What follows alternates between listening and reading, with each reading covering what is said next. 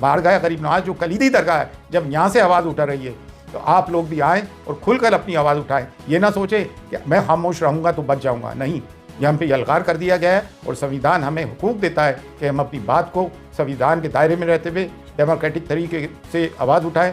आज हुजूर गरीब नवाज की दरगाह तक भी बात पहुंच गई है। हुजूर गरीब नवाज की शान में गुस्ताखियाँ हो रही हैं, हमारे नबी करीम सल्लल्लाहु अलैहि वसल्लम की शान में गुस्ताखियाँ हो रही हैं। कब तक मुसलमान बर्दाश्त करेगा? और अगर मुसलमानों की इबादत गाँव पे बुलडोज़र चलने के बाद भी मुसलमान चुप है तो इससे बढ़ के मुर्दारी क्या होगी। लेकिन अल्हम्दुलिल्लाह अब मुसलमान जाग गया है, हम सब जाग गए हैं। बारगाह हुजूर गरीब नवाज से भी सदा बुलंद होती आई है और अब पुरजोर बुलंद हो रही है।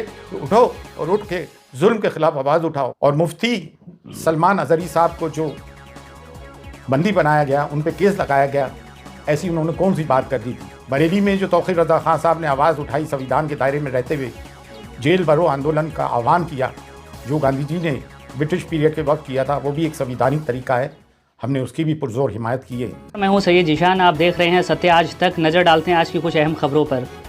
अस्सलाम वालेकुम। मौजूदा सूरत हाल जो हमारे मुल्क भारत में हुई है, तो हम जमी खुद्दाम ख्वाजा हुजूर गरीब नवाज रहमतुल्लाह अलैह अजमेर शरीफ से एक पैगाम देना चाहते हैं मुसलमानों को कि संविधान के दायरे में रह के अपनी आवाज़ बुलंद करना सीखें। और जो भी कभी भी दीन व मिल्लत के मामलात हुए हैं, चाहे वो नामूस रसूल का मामला हो सल्लल्लाहु अलैहि वसल्लम या अहले बैत अतार का, बारगाह हुजूर गरीब नवाज से हमेशा आवाज़ उठी है। लेकिन अफसोस जिनका के दायरा सब में वसी है, दरगाह और खानकाहों का भारत में और बरसगीर में, यहाँ से खामोशी क्यों है? निकल कर खानकाहों से अदा कर रस्म शब्बीरी। और ये वक्त मसक़ी इख्तिलाफ़ात का नहीं है। मसक़ी इख्तिलाफ़ात को दरकिनार रखते हुए, बाला इताक़ रखते हुए हमें कौम व मिल्लत के लिए आवाज़ उठानी है। बेशक हम इस चीज़ की सख्त मज़म्मत करते हैं जो महरौली शरीफ में बाबा कुतुबुद्दीन बख्तियार काकी रहमतुल्लाह अलैह के कुर्ब जवाहर में जो 700 और 800 साल पुरानी मस्जिद, मदरसा, कब्रस्तान ढाए गए हैं, हम उसकी सख्त मज़म्मत करते हैं। ये उस दौर के कब्रस्तान थे जो बाबा कुतुबुद्दीन बख्तियार काकी, जो हुजूर गरीब नवाज के जानशीन हैं, उनके हम असर थे, खुलफा थे और मुरीदीन थे। उत्तराखंड में जो कुछ जुल्म हुआ, 14 फरवरी की तारीख थी कोर्ट की, उससे पहले ही आके नगर निगम ने सब सत्यानाश किया। बाकायदा मशीन गन चलाई गई मुसलमानों पे और जुल्म व मज़ालिम उठाए जा रहे हैं। हमें वो यूसीसी बर्दाश्त ही नहीं है जो हमारी शरीयत में मदाखलत करता हो। बरेली में जो तौक़ीर रज़ा खान साहब ने आवाज़ उठाई, संविधान के दायरे में रहते हुए जेल भरो आंदोलन का आह्वान किया, जो गांधी जी ने ब्रिटिश पीरियड के वक्त किया था, वो भी एक संविधानिक तरीका है, हमने उसकी भी पुरजोर हिमायत की है। और मुफ्ती सलमान अजहरी साहब को जो बंदी बनाया गया, उन पे केस लगाया गया, ऐसी उन्होंने कौन सी बात कर दी थी? और ATS को इसमें हायल कर दिया गया।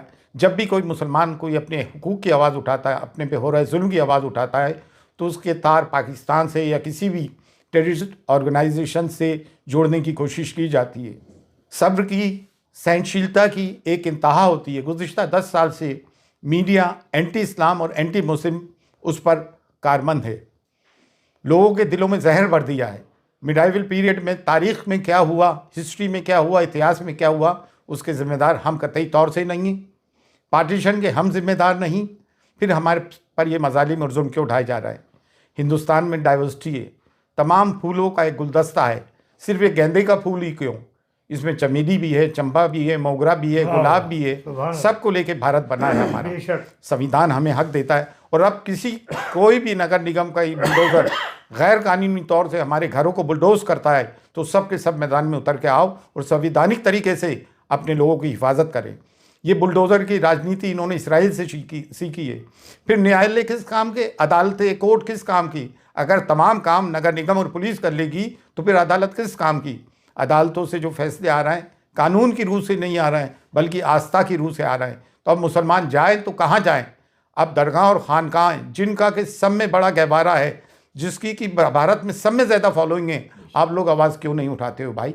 बारगाह गरीब नवाज जो कलीदी दरगाह है, जब यहाँ से आवाज़ उठा रही है तो आप लोग भी आएँ और खुलकर अपनी आवाज़ उठाएं। ये ना सोचे कि मैं खामोश रहूँगा तो बच जाऊँगा, नहीं, ये हम पे यलगार कर दिया गया है और संविधान हमें हुकूक देता है कि हम अपनी बात को संविधान के दायरे में रहते हुए डेमोक्रेटिक तरीके से आवाज़ उठाएं।